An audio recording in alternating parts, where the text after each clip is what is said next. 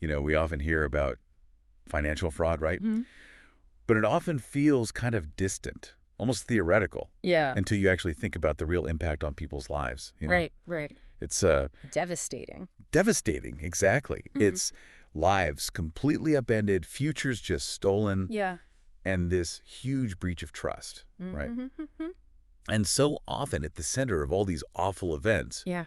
are Ponzi schemes, Oh, yeah. which are built on these like shimmering promises of these impossible returns, Mm-hmm. all orchestrated by, very cunning individuals. Yeah, and I think what's so interesting about this is that there's such a human element to it as well, you know? Totally, yeah. Like it's the deep-seated need that we all have for, financial security Right. and this hope for a better future Mhm. that these schemes just exploit so effectively. Yeah, they prey on our very human desires Exactly. to have a good life, to have security, to feel safe. Mm-hmm. And that's what makes them, I think, so fascinating and also terrifying. Yeah. So today we're going to take a deep dive into one of those stories, right? Right.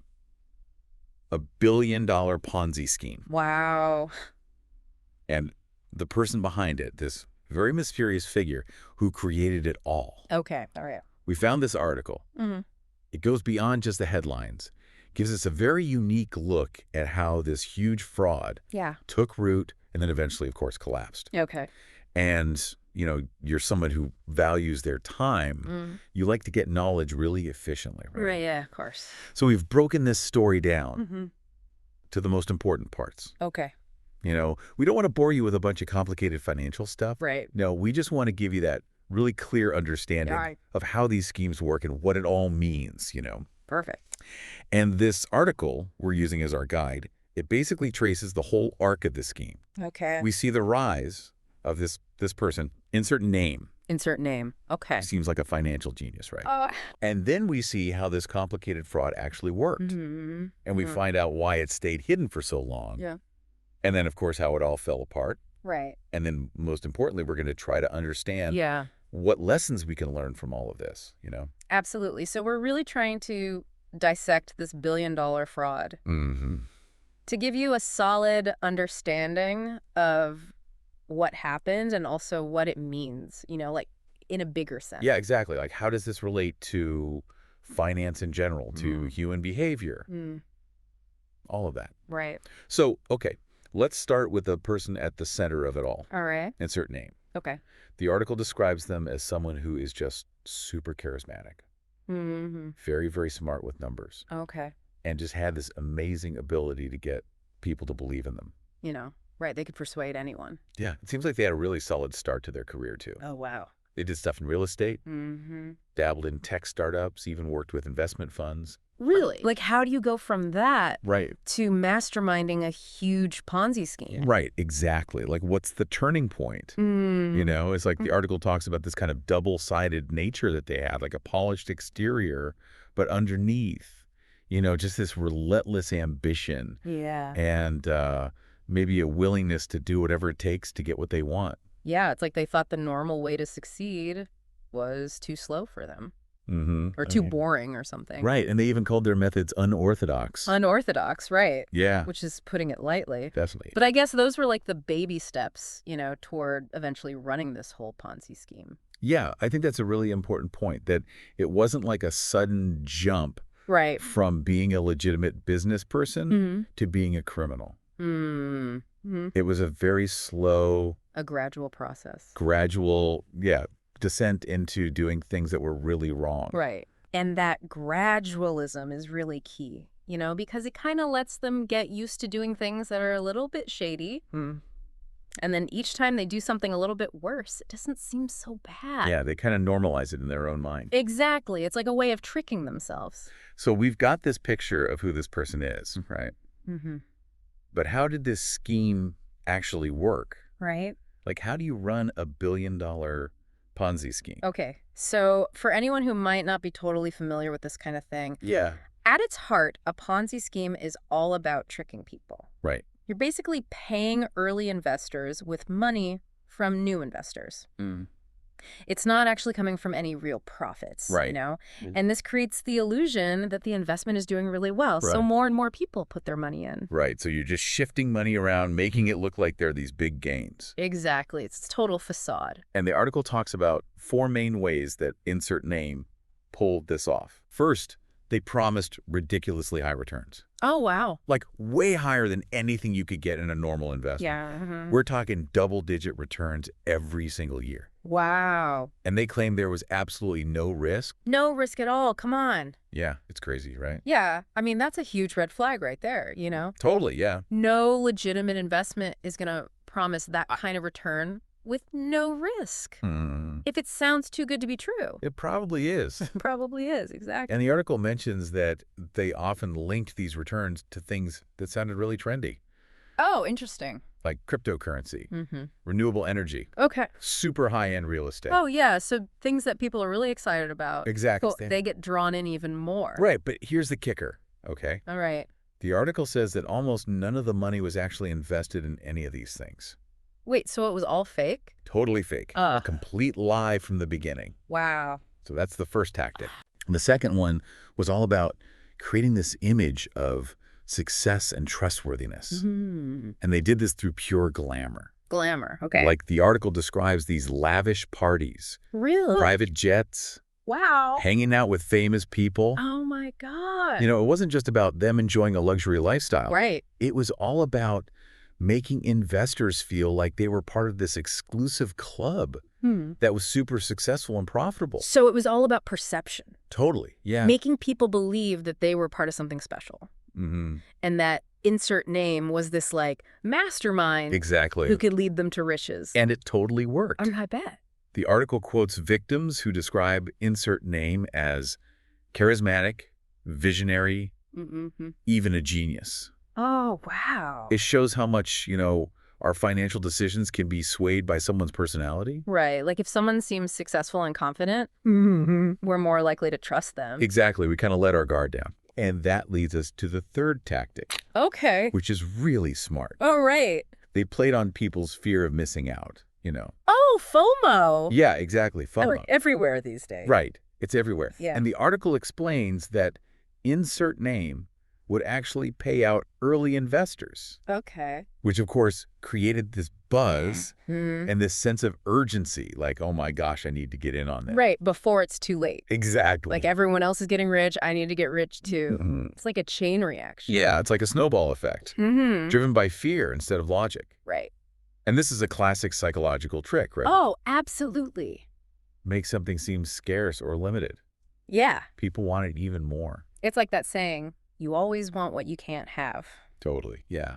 So smart.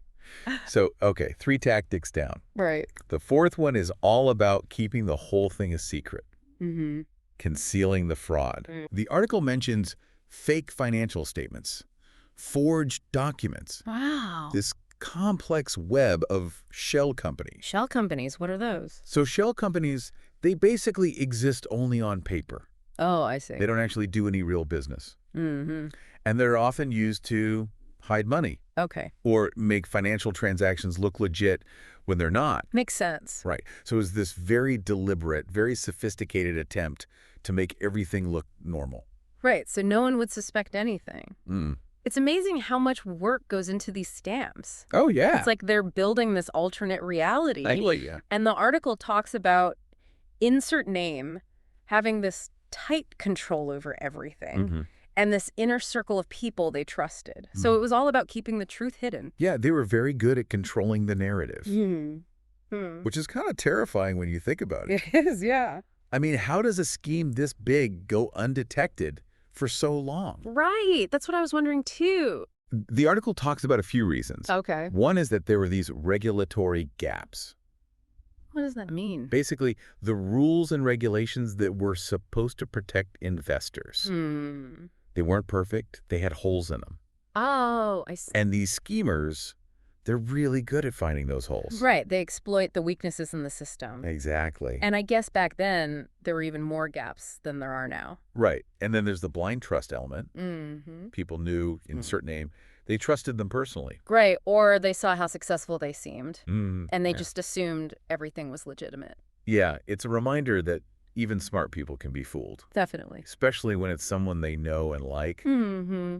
And then there's the whole complexity of the scam itself. Mm-hmm. Like the article talks about obscure financial instruments. What are those? Oh, like complicated investments Mm. that most people don't really understand. Right. And then there's the offshore accounts, Oh, yeah. which are bank accounts in other countries, Mm-hmm. often with very secretive banking laws. Right. So it's all very confusing. Yeah, intentionally so. Right. It's designed to make it hard to track the money Mm-mm. and even harder to prove any wrongdoing. Wow. So it's a combination of factors, right? Yeah. Gaps in regulations, blind trust, and deliberate complexity. It's like a perfect storm. Yeah, it's like they create this system where it's almost impossible to see what's really going on. Mm-hmm. And it's scary to think that even when people tried to warn others, No, really? yeah, there were whistleblowers. Mm-hmm. But the article says they were dismissed as jealous rivals or conspiracy theorists. Wow. So no one believed them. So insert name was really good at manipulating people, even making them doubt the people who were trying to help them. Exactly. It's like they were so good at controlling the story that no one questioned it Mm-hmm. until it was too late. So sad. Yeah. And the article says that by the time the authorities realized what was happening, so much money was already gone. It's heartbreaking. So inevitably, the whole thing fell apart. Right. So how did it start to unravel? The article says it started with the cash flow drying up. What does that mean? So basically, they weren't getting enough new investors, Oh, I see. to pay off the old investors. Mm-hmm. Like the music stopped, Right. and everyone was left scrambling for a chair. And there weren't enough chairs. Exactly. So what happened then? Well, insert name. Tried to keep it going, Mm-hmm. The article says they borrowed heavily Okay. and started liquidating assets, What does that mean? selling off property, Mm. anything to get cash. Oh, wow. So they were desperate.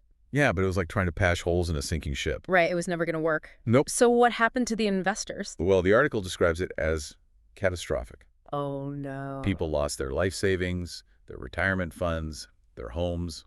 That's awful. It's devastating. Yeah. Families were broken apart. Mm, Communities were fractured. it's just so sad. It really highlights the human cost of these schemes. Yeah, the ripple effects are huge. And in the middle of all this suffering, the article mentions insert names spending habits. Oh, yeah. Yeah, they were living large. Really? Luxury cars, exotic vacations, multi-million-dollar properties. And then everyone else was losing everything. Exactly. It's infuriating. Yeah, it really is. It shows how little they cared about the people they were hurting. Mm. So eventually, after a months-long investigation, insert name was arrested Okay. and charged with all sorts of things. Like what? Fraud, money laundering, conspiracy, the whole works. Wow, that's a long list. And during the trial, Yeah. even more shocking details came out Oh, really? about the extent of the deception and how they just disregarded the victims. So awful. So insert name is now behind bars. Serving a sentence of decades in prison. That's what they deserve. And that's a little bit of justice, I guess. Yeah. But it can't really undo the damage they did. Right. No amount of punishment can really make up for what the victims went through. So what are the lessons here? Yeah, what can we learn from all of this? Mm-hmm. Well, the article gives some really good advice. Okay. First and foremost, do your due diligence. Due diligence, what does that mean? Basically, do your research before investing in anything, especially if it sounds too good to be true. Right, like those super high returns with no risk. Exactly. Yeah. So don't just rely on what someone tells you or what your friends say. Right. Check it out yourself. Mm-hmm. Look for independent sources of information.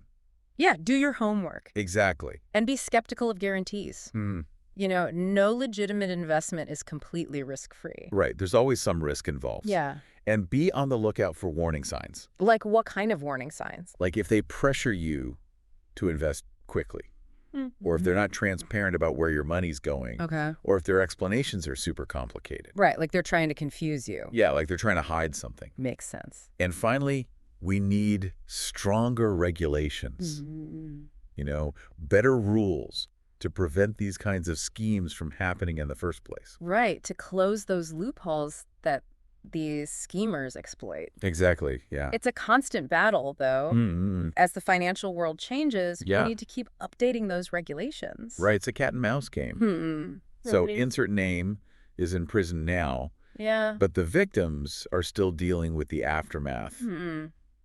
trying to rebuild their lives. It's got to be so hard, It is, yeah. financially and emotionally, Mm. to lose everything like that. And to have their trust shattered. Right, to realize that someone they thought they could trust was Mhm. actually deceiving them. That's got to be really tough. But it's encouraging to hear that some victims have formed support groups, Oh, that's good.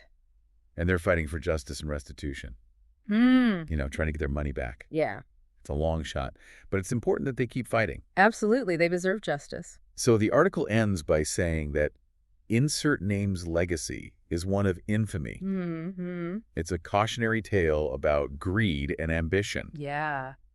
And it reminds us that even in the financial world, Hmm. we need to be careful who we trust. Right. And to always be questioning. Exactly. Never just blindly accept what we're told, Mm, even if it's coming from someone who seems successful or trustworthy. right. Right. So just to recap, do your research, Mm, be skeptical of guarantees, yeah. watch out for red flags, Mm-hmm. and advocate for stronger regulations. Absolutely. So this story is a great example of, how psychology and finance are intertwined. Mm-hmm. It shows how our human desires can be manipulated. To make us do things that aren't in our best interest. Yeah. So here's something to think about. Okay. If this kind of manipulation can happen in the financial world, Hmm. what other areas of our lives might be vulnerable? Oh, that's a good question. Right. Like, think about all the different ways we're influenced every day Hmm. by advertising, by social media, by politicians. Right. It makes you wonder, how much control do we really have over our own decisions? Exactly. And how can we be more aware of these influences? Hmm. How can we protect ourselves from being manipulated? That's the key. Right. Yeah. It's not about being cynical. Hmm. It's about being informed and aware Right. and making conscious choices. Absolutely.